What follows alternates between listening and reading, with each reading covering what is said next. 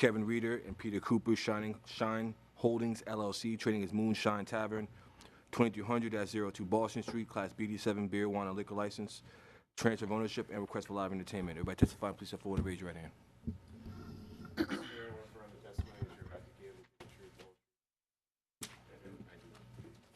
Once again, for the record, Melvin J. Kanensky representing the applicants in this case. As the board may know, that this is a place that's been there for quite some time. Luke Reeder has been down in that same block of Boston Street for 22 years. I think it's time to move on. The Coopers, we'll call them, have come in and decided to take over the place, make some improvements, and eventually buy the building. They have little proposals, and Mr. Tracy got one of these. I'll get this so it's fairly be our exhibit number 1, and in there has the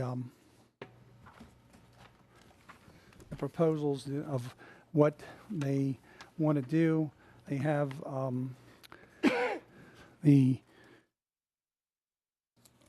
petitions that are signed by various people in the neighborhood.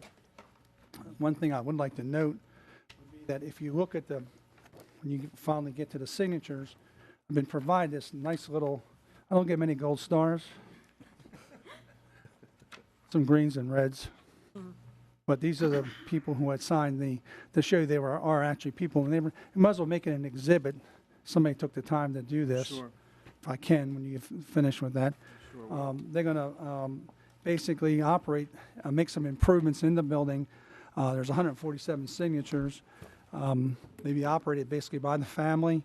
The request would be for live entertainment. They understand, and Mr. Tracy will tell you, that they'll have to go through the zoning application and meet with the community and get their approval to whatever they're going to have, acoustical or music in the place. That if the board approves the live entertainment, will be subject to going through the zoning approval after meeting with the community. And they're going to meet with the community. And I think there's a community meeting on the 14th that they're scheduled to go to also. Mr. Tracy, you sent a letter, and maybe when we talk, you want to explain your letter? Or? My name is Dan Tracy. I'm at 2431 Boston Street. I'm here today on behalf of the Canton Community Association, of which I'm vice president. We did submit a letter here, and I just wanted to confirm in the letter we have no objection and no reason to object to the transfer itself of the liquor license. Our only concern was with the request for live entertainment, and we just wanted to make sure that that was clear because we have not yet had an opportunity to meet with the applicant and understand what their plan is for live entertainment, and then request the appropriate conditions on that live entertainment use. We do have, as council stated, a meeting scheduled with our Economic Development Committee for Monday, January the 14th, and we will make sure the different homeowners associations around the property are represented at that meeting, and we can go forward from there.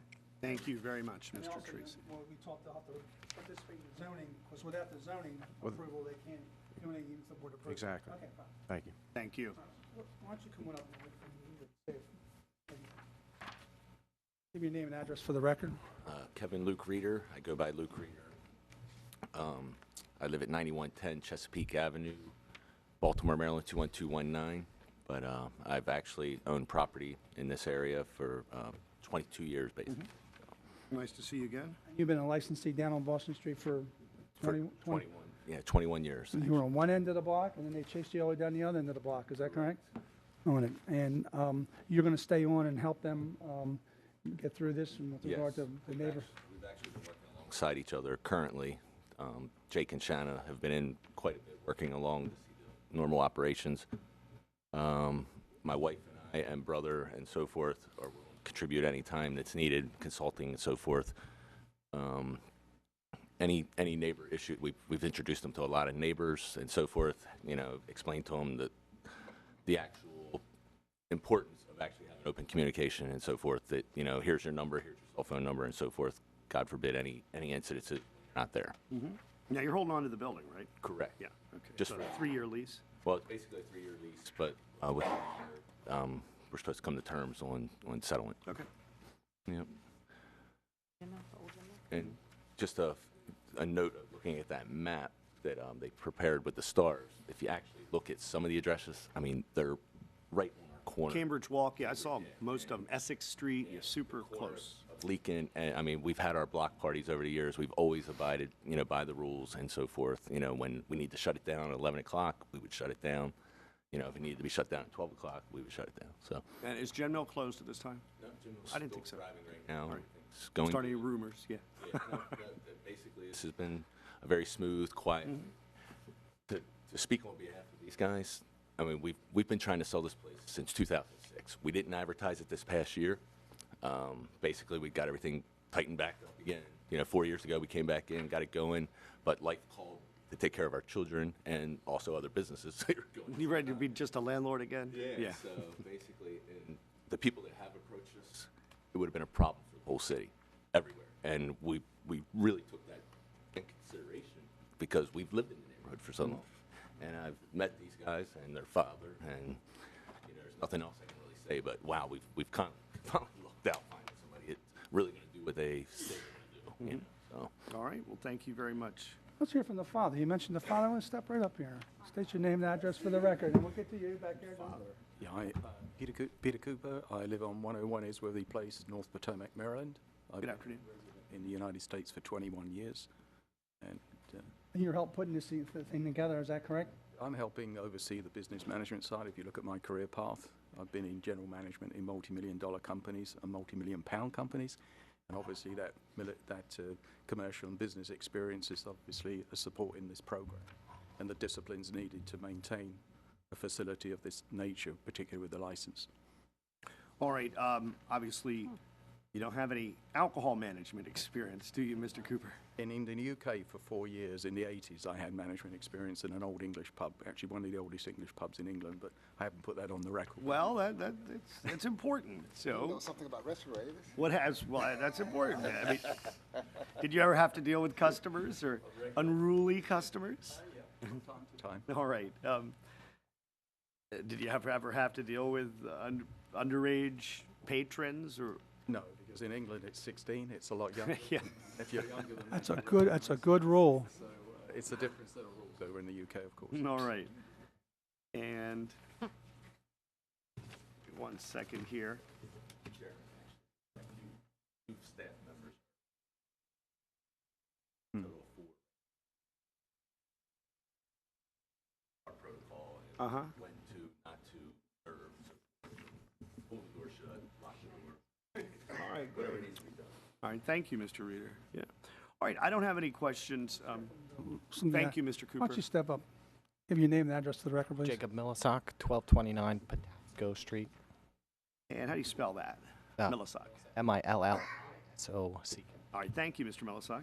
And what is it, your position here, and what are you going to do? General manager. And what's your alcohol management experience, if any? A licensed bartender in Pennsylvania. I'm moving here, well, just moved here. So I don't know, I have to look at the laws here, what it is compared to there, but I am tip certified in Pennsylvania also. Okay. So, and I've worked at various bars. And you too Yes. understand how to deal with Yes. customers, Yes. underage persons? Yes, that's a et cetera. tips thing too. Yeah. All right. Thank you very much, Mr. Millisock. Okay, step up. Your name and address for the record, please. Shanna Cooper, 1229 Patapsco Street. And what is your participation here? What are you going to I'm do? events manager, as well as Jake and I are co-owners of Tavern. And along with that, besides the operation as is, can you tell the board a little bit, understanding you need a zoning approval, what type of entertainment you think that you'd like to have, and what is it you don't want to have there? It's solely 3 to 4 days a week of acoustic bands, 2 to 4 people, no club music, no rap music. It's really more of jazz bands, blues bands, things like that. And Why you not rap music? It's not really going with our theme. We're Southern inspired, so we really want music to complement what we're doing rather than dictate what we're doing. and you What's the understand? capacity of the location? It's 140 seating and 250 maximum. Clear space, if you would put the tables to the side, approximate. 250 total standing and seating, and then 140 seating throughout the 2 floors. The second floor will be used for private event space a lot of the time. It'll also be open 3 to 4 days a week, maybe 7 days a week, depending on traffic. And then prior restaurant management experience? Private events, I've worked a lot of private weddings, so I'm coming in as an events manager to really market the restaurant and also do all the private events. So that's my role. Now, you said that it was Southern themed.